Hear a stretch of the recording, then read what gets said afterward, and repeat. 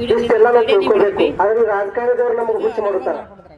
ನರೇಂದ್ರ ಮೋದಿ ಅವರು ಅಧಿಕಾರ ಬರೋಕ್ಕಿಂತ ಮುಂಚೆ ಒಂದು ಮಾತು ಹೇಳಿದ್ರು, 50 ದಿನ ಮುಸ್ಕೋ ದೇಶ ಬದಲ್ ದುಂಗ ಅಂದ್ರು.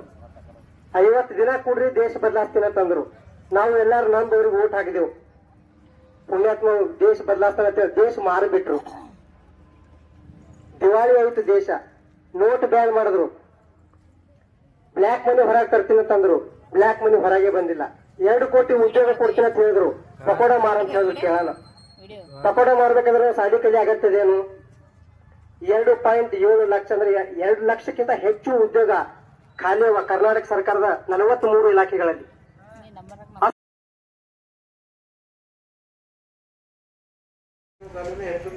ಸಂಭಾವನೆ ಆಗಿರೋದಿಲ್ಲ. ಆಯಾ ಇಲಾಖೆ ಮುಖ್ಯಸ್ಥರು ಬರೀತೀವಿ ಕೂಡ 2022ರಲ್ಲಿ ಮೇ ತಿಂಗಳು 10 ಜನ ಸಂಭಾವನೆ ಆಗಿರೋದಿಲ್ಲ.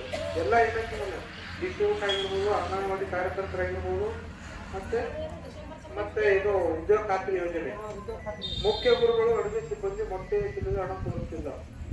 ಯಾರು ಮಕ್ಕಳ ದಾಖಲಾತಿ ಕಡಿಮೆ ಇದ್ದರೆ ಸಿಬ್ಬಂದಿಯನ್ನು ತೆಗೆದುಕೊಳ್ಳುತ್ತಾರೆ. ತೆಗೆದುಕೊಳ್ಳುವ ಸಿಬ್ಬಂದಿ ಬೇರೆ ಸೇವೆ ಹಾಕಬೇಕು. ಎಸ್ಡಿಎಂಸಿ ಮುಖ್ಯ ಗುರುಗಳು ಜನತೆ ಖಾತೆ ತಿಳಿಯಬೇಕು. ಆಯ್ತು, ಸಂಬಂಧಪಟ್ಟ ಎಲ್ಲ POಗಾಗಲಿ CDPOಗಾಗಲಿ ಸಂಬಂಧಪಟ್ಟವ್ರು ಎಲ್ಲರಿಗೂ ನಾ ಲೆಟರ್ ಬರೀತೀವಿ.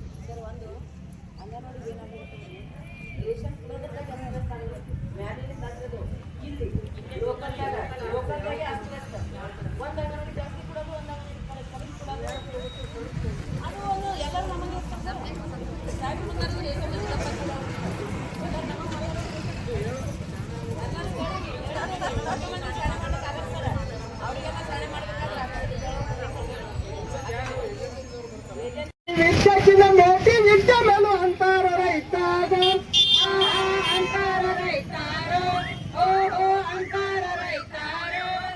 ದೇಶದ ಬೆನ್ನೆಲುಬು ನೀನೆ ಅಂತಾರೋ ಭಾಷಣ ಮಾಡುವಾಗ. ದೇಶದ ಬೆನ್ನೆಲುಬು ನೀನೆ ಅಂತಾರೋ ಭಾಷಣ. ಕಾರ್ಮಿಕ ವಿರೋಧಿ ಕಾಯ್ದೆಗಳನ್ನು ವಾಪಸ್ಸಾಗಲಿ. ಕಾರ್ಮಿಕ ವಿರೋಧಿ ಕಾಯ್ದೆಗಳನ್ನು ವಾಪಸ್ಸಾಗಲಿ. ಕಾರ್ಮಿಕ ವಿರೋಧಿ ನಾಟಕರು ವಾಪಸ್ಸಾಗಲಿ.